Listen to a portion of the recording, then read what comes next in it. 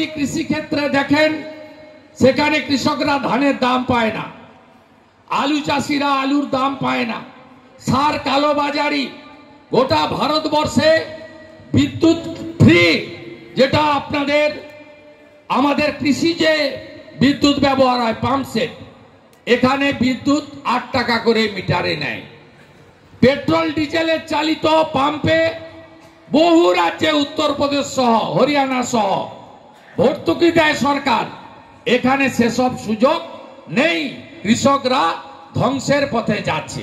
পরিযায়ী শ্রমিক কত বাম রেখে গেছিল 5,20,000, ইনি করেছেন 60 লক্ষ পরিযায়ী শ্রমিক। ব্যাপক প্রতিষ্ঠান বিরোধিতা রয়েছে এই রাজ্যে। এই প্রতিষ্ঠান বিরোধিতার হাওয়াকে ঘূর্ণিঝড়ে পরিণত করতে হবে। মালদা জেলার মানুষ তৃণমূলকে এবং মমতা ব্যানার্জিকে ঘৃণা করে। আমি একটা সময় তৃণমূলের সঙ্গে ছিলাম, এই জেলার রাজনীতি আমি জানি। মমতা বন্দ্যোপাধ্যায়কে লোক পছন্দ করে না। 16 সালেও বিধানসভায় 12-0 করেছিল। এবারেও লোকসভা ভোটের হিসাব দেখবেন, 6টা সিটে এগিয়ে আছে বিজেপি, 6টা সিটে এগিয়ে আছে বাম কংগ্রেস জোট, তৃণমূল 0।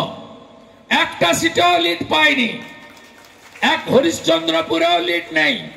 ওই যে বড় বড় কথা বলে না, আমার গাড়ির দরজা খুলতো, ওর নাম আমি মুখে আনবো না, ও বেটা আরএসপি করতো।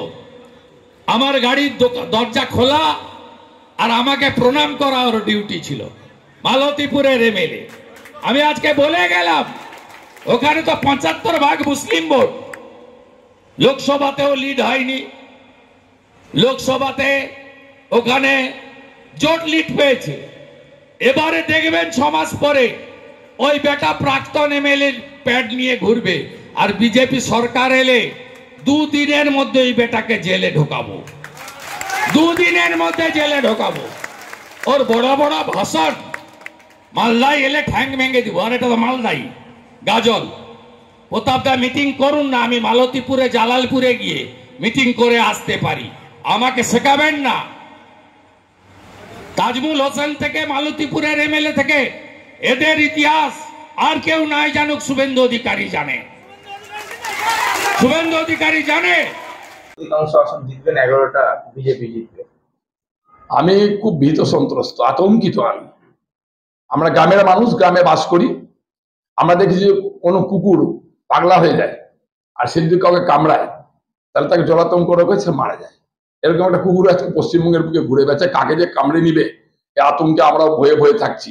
এদিক ওদিক দেখছি যে কুকুর আসছে না, তো এরকম আতঙ্কের মধ্যে আছি। কিছু লোককে আমরা দেখতে পাচ্ছি মস্তিষ্কে বিকৃত হয়ে আলফার কথা বলার চেষ্টা করছে। একজন ভদ্র মানুষ, একজন বিধায়ক মানুষ, তিনি একজন বিধায়ককে বেটা বলে সম্বোধন করছেন, জেলে ঢুকিয়ে দিবেন বলে বলছেন, চ্যালেঞ্জ করছেন। ক্ষমতায় আসেননি, আজকে জেলে ঢুকিয়ে দিবেন তিনি বলছেন 2 দিনের মধ্যে, 2 ঘন্টার মধ্যে জেলে ঢুকিয়ে দিবেন। আমাকে সেখানে নাকি লক্ষ কোটি টাকা হারিয়ে দিবেন, আমি সেখানে নাকি মানুষ পাশে দাঁড়াতে পারবো না। এ ধরনের অকথ্য কথা বলছেন। মস্তিষ্ক বিকৃত হয়েছে, মাথা তার ঠিক নেই, কাজ করছে না, পাগলা গড়াতে পাঠানো উচিত।